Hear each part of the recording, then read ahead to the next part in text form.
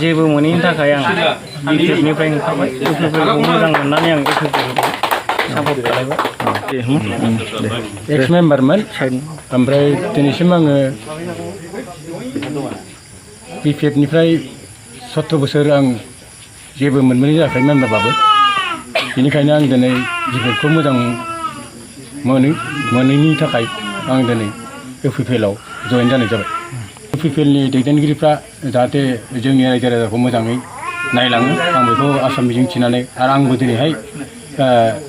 सोलायनाय जाहैबाय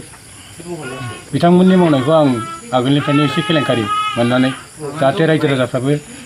जौगानायखौ आंबो मेम्बार जानानै होफैनो हायाखै रायजो राजानि मोननांगौ खिनिखौ मोनफुंनो हायैनि थाखाय आं गोसो सिङाव दुखु मोननानै बेनिखायनो आङो आगोलनि बिपिएफ दोलोखौ नागारनानै इउपिपिएल